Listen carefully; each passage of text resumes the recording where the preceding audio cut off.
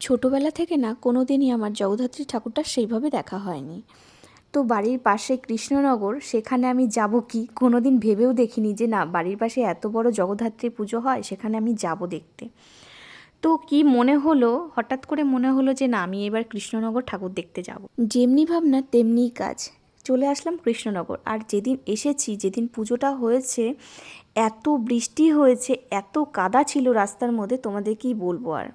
এমনকি কৃষ্ণনগরে ঢুকেও প্রচুর বৃষ্টি হয়েছে, আমাদেরকে ওয়েট করতে হয়েছে পেট্রোল পাম্পে। এই যে দেখতে পাচ্ছ পেট্রোল পাম্প, এখানে কিন্তু আমরা ওয়েট করেছিলাম। তো এত বৃষ্টি হচ্ছিল কি আর বলবো, ভেবেছিলাম হয়তো ঠাকুরটা দেখাই হবে না।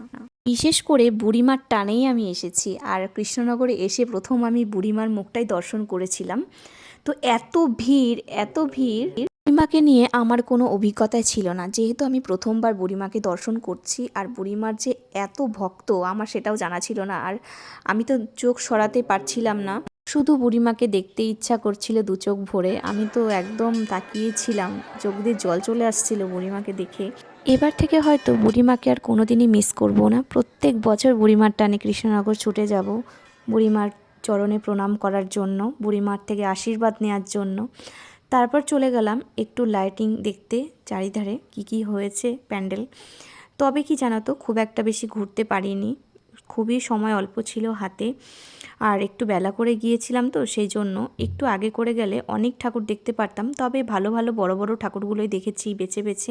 কৃষ্ণনগরের জগদ্ধাত্রী ঠাকুর সম্পর্কে আমার এই প্রথম বছর 2025 সালে আমার অভিজ্ঞতা হলো, এত সুন্দর প্যান্ডেল, এত সুন্দর প্রতিমা, আমি মানে সত্যি আমি মুগ্ধ হয়ে গিয়েছি। এটার ভাষায় আমি প্রকাশ করতে পারছি না। আর ফোনে সবটুকু তুলে ধরা সম্ভব না, তোমরাও জানো।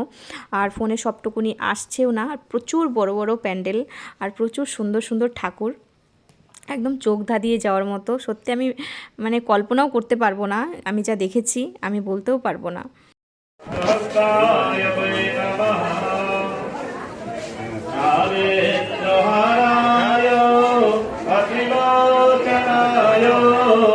বাঘামাকে দর্শনের পর তারপর আমরা চলে গিয়েছিলাম একটু ডিনারের উদ্দেশ্যে।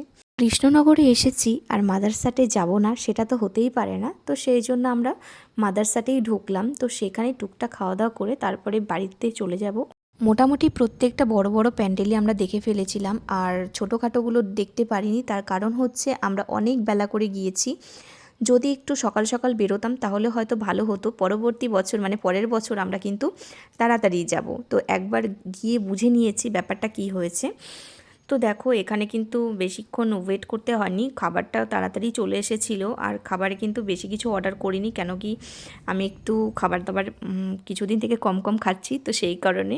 তারপর তো আমার এত মাথা ব্যথা করছিল কি আর বলবো। আমার তো বেশ কয়েকদিন থেকে মাথা ব্যথার এত প্রবলেম হচ্ছে, বেশ কয়েকদিন না, বেশ কয়েক মাস থেকে মাথা ব্যথার প্রবলেমটা চলছে, কেন জানি না। এবার হয়তো ডাক্তার দেখাতেই হবে আমাকে, এখনও পর্যন্ত আমি ডাক্তার দেখাইনি।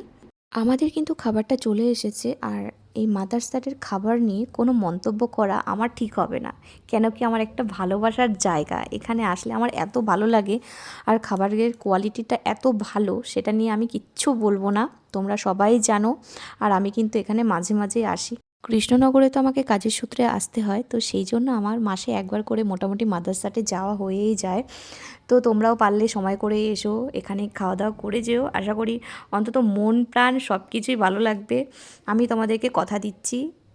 তো যাই হোক, তোমরা কে কে বুড়িমাকে দর্শন করোনি এখনও পর্যন্ত, কৃষ্ণনগরের বুড়িমাকে দর্শন করোনি, সেটা একটু আমাকে কিন্তু কমেন্ট করে জানাবে।